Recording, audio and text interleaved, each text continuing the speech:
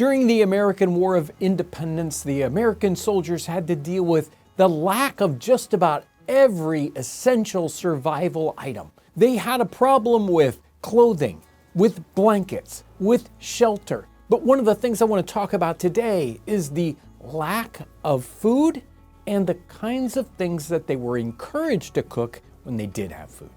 For 50 years, I have studied the American Revolution. I love it. And we concentrate on that time period here on the channel. If you love that time period and you want more, make sure to check out Ken Burns' new documentary, The American Revolution. It's on PBS and it's available now. In late 1775, the Continental Congress got together and they put together their concept about what a soldier's rations would be like. And that was very, very similar to basically every other European army at the time. The rations were something like a pound of meat a day, especially fresh beef. If it was salt pork, it'd be 3/4 of a pound of bread a day. And if you couldn't get regular fresh bread, it might be ship's bread, which is a hard biscuit, or the substitution of flour. But there's another part of the rations that we don't talk about as much because they're not mentioned as often in the soldiers' memoirs and diaries. But it's here in the ration list in 1775, and it is 3 pints of peas or beans a week, vegetables equivalent. So if you didn't have peas, if you didn't have beans, you could give the soldiers vegetables. And if we look at, say, George Washington's orders and letters to the commanding officers, we see that there's a lot of references specifically to the idea of vegetables. And the officers complaining, yes, my soldiers have maybe enough meat or bread, but they're getting no kind of vegetables whatsoever. So vegetables were something that the soldiers expected, it's something they wanted, and something the officers were striving to give the soldiers. The doctors and officers were talking about the lack of vegetables in the soldiers' diet, and they suggested that that was the cause of many of the putrid diseases that the soldiers were getting, along with the concept of scurvy, which was something we think about as a disease you get at sea because of the lack of vegetables, but it was very true for the soldiers as well, since they're eating basically rations of salt meat and just regular bread, and there is no vitamin C in that, and so the soldiers would get sick with scurvy. In 1777, George Washington tries to address some of these specific issues. With the lack of even regular rations, he suggests that the soldiers should go out and forage for themselves out in the field, looking for lamb's quarter, looking for sorrel, and other kind of pot herbs that they can put into their soups and stews to help sort of bulk it up from the very, very meager rations that they were getting. We also find that in the summer months, the procurement officers would go out to local farmers looking for anything to supplement the soldiers' rations with. They would find carrots, potatoes, onions, the standard kind of vegetables, and those would get substituted in. We don't see that as a standard rule necessarily, because that was catch as catch can. You know, you're just gonna go out and find whatever you can and give it to the troops. But they had those kinds of things that were available to them, at least occasionally. There were a couple of times when George Washington specifically went out of his way to talk about food. One of them was the procurement of vegetables, no matter at the cost. He wanted vegetables for the soldiers because that was a health issue. And another time, fairly early on in the war, he spoke to the idea of how the soldiers should be cooking their food. He said the meat should be boiled, that they should be making soups and stews because it's a much healthier way of eating. It wasn't as wasteful. So he thought that the idea of roasting or frying the meat was not healthy for the soldiers. He didn't outlaw the concept, but he wanted the officers to encourage that kind of cooking. So much so that it was the officers' duty to go around camp and to see how the soldiers were cooking, to give them the proper suggestion or maybe orders to cook it properly.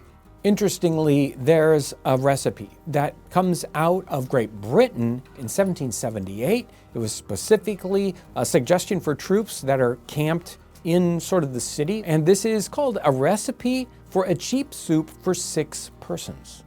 take a half a pound of beef or mutton or pork and cut it into small pieces, and 3 spoonfuls of split peas, and then take 3 quarts and a pint of water and put it into a pot or saucepan and put the meat in that's cut into pieces and the peas and let them boil.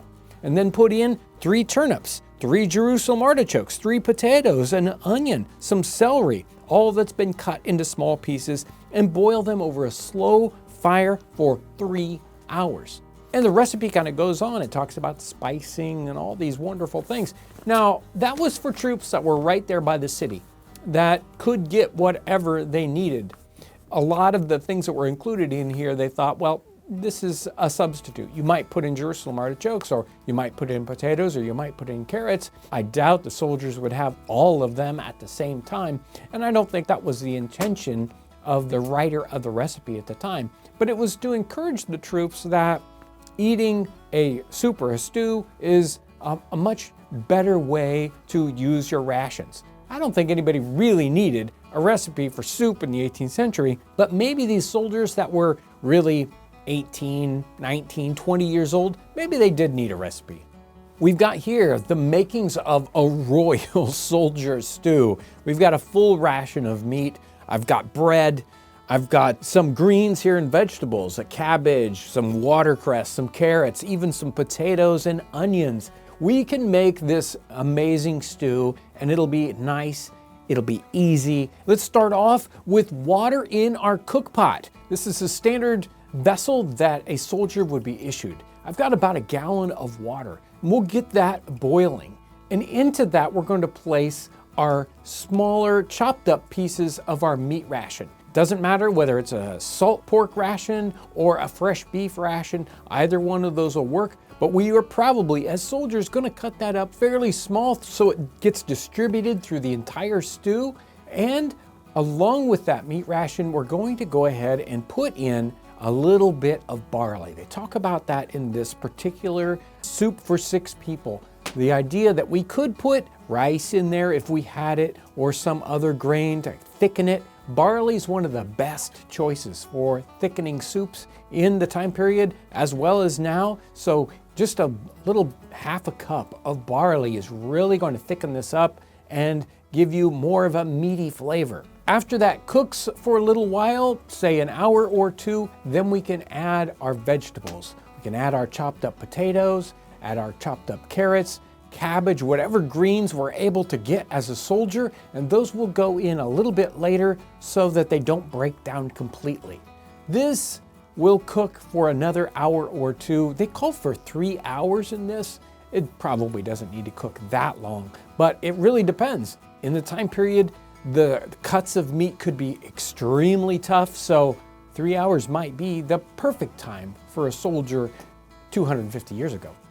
Our stew has been cooking for several hours and it's broken down really nicely. It looks great. So your typical soldier probably would be very excited to be able to have a stew that was as nice as this one. It smells great. We got the pieces of potato, the pieces of meat, the carrot popping in, and let's give it a try. Even a little bit of that barley at the bottom.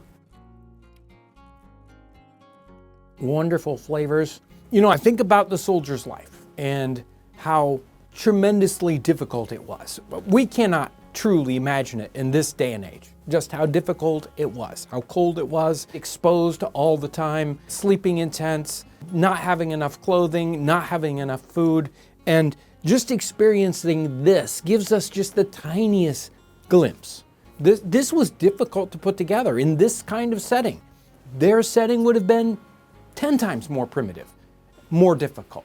I truly respect even the concept of the soldiers in the 18th century and cannot imagine, even when I portray it as best I can, what life was like back then. I would like to thank PBS for partnering with us on this video, and I would encourage you to check out the Ken Burns documentary, The American Revolution, streaming on the PBS app now.